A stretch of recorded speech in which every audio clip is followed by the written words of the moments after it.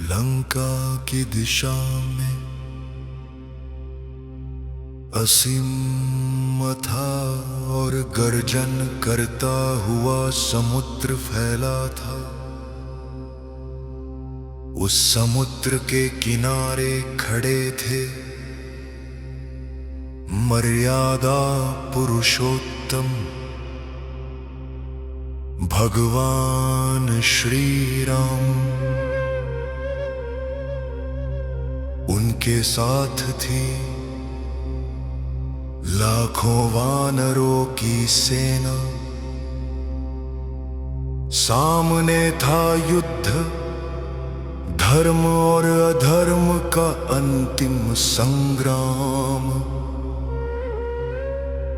परंतु एक समस्या थी, लंका तक पहुंचने के लिए समुद्र को पार करना आवश्यक था।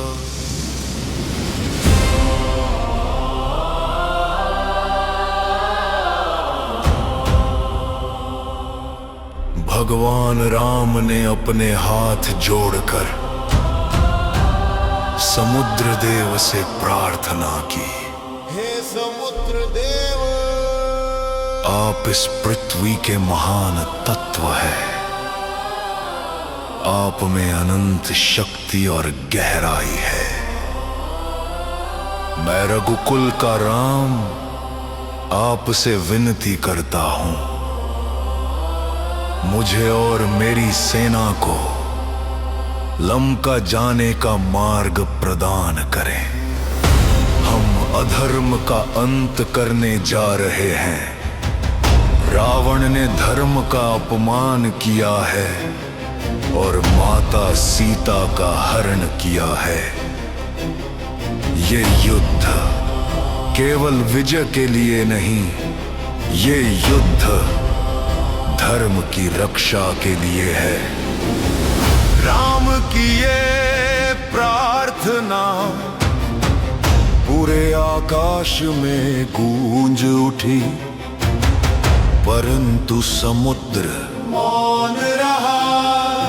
एक दिन बीता, फिर दूसरा दिन बीता, तीसरे दिन भी समुद्र शांत रहा। ना कोई उत्तर, ना कोई संकेत। लक्ष्मण,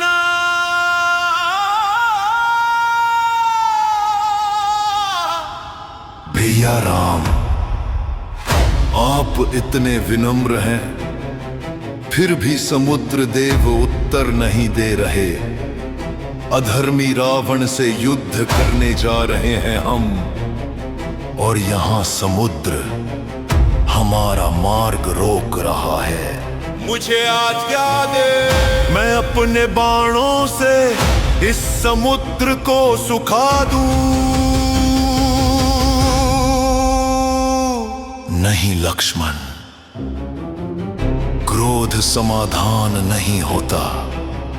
मैंने समुद्र देव से धैर्य और विनम्रता से प्रार्थना की है, परंतु जब विनम्रता को कमजोरी समझ लिया जाए, तब धर्म की रक्षा के लिए बल का प्रयोग आवश्यक हो जाता है। आज मैं अपने बाण से इस समुद्र को सुखा दूंगा।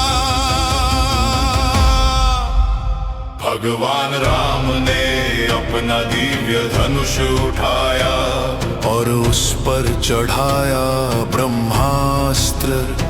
उनकी आंखों में धर्म का तेज चमक रहा था। पूरा आकाश कांप उठा, धरती थरथराने लगी और समुद्र की लहरें उफनने लगी। जैसे ही राम अपना बाण छोड़ने वाले थे, समुद्र के मध्य से एक दिव्य प्रकाश प्रकट हुआ। उस प्रकाश से प्रकट हुए समुद्र समुद्र देव। हे प्रभु राम, आप संपूर्ण सृष्टि के स्वामी हैं। मैं जानता हूं कि आपका अवतार धर्म के विनाश के लिए हुआ है। आपका क्रोध पूरी पृथ्वी को हिला सकता है। कृपा करके अपने बाण को रोक लें। लॉर्ड समुद्र देव। हे समुद्र देव, 3 दिनों तक मैंने आपसे विनती की, परंतु आप मौन रहे। यदि मैं अब भी प्रतीक्षा करूं तो मेरी सेना लंका कैसे पहुंचेगी? प्रभु समुद्र का सभो, प्रभु राम, आप संपूर्ण सृष्टि के स्वामी। प्रभु राम, मैं जानता हूं कि आपका अतः अधर्म के विनाश के लिए हुआ है। आपका क्रोध पूरी पृथ्वी को हिला सकता है। कृपा करके अपने बाण को रोक ले। रोक ले प्रभु राम, रोक ले प्रभु राम। हे समुद्र देव, 3 दिनों तक मैंने आपसे विनती की, परंतु आप मौन रहे। यदि मैं अब भी प्रतीक्षा करूं तो मेरी सेना लंका कैसे पहुंचेगी? प्रभु समुद्र का स्वभाव है गहरा, स्थिर और मर्यादित रहना। मैं अपनी प्रकृति को छोड़ नहीं सकता, परंतु मैं आपको एक उपाय बताता हूं। आपकी सेना में 2 वानर हैं, नल और नील। उन्हें एक दिव्य वरदान प्राप्त है। उनके हाथों से जो भी पत्थर जल में डाला जाएगा वह डूबेगा नहीं। ये सुनकर राम के चेहरे पर मुस्कान आ गई। यदि यही मार्ग है तो हम सेतु बनाएंगे, और ये सेतु केवल पत्थरों का नहीं होगा। ये होगा विश्वास और भक्ति का सेतु। नल और नील के नेतृत्व में वानर सेना ने पत्थर उठाने शुरू किए।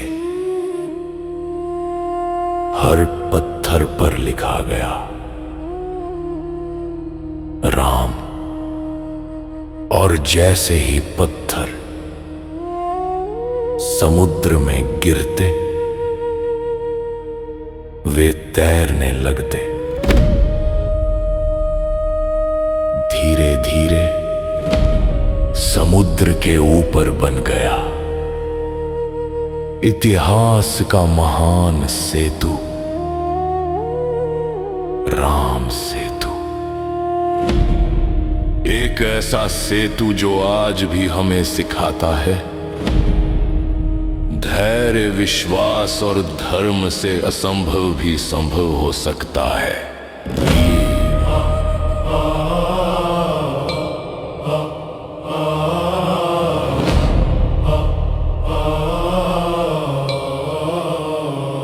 जहां भगवान का नाम हो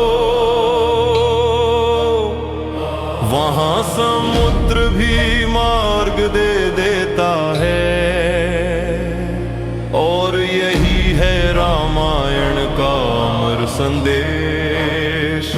जहां भगवान का नाम हो वहां समुद्र भी मार्ग दे देता है,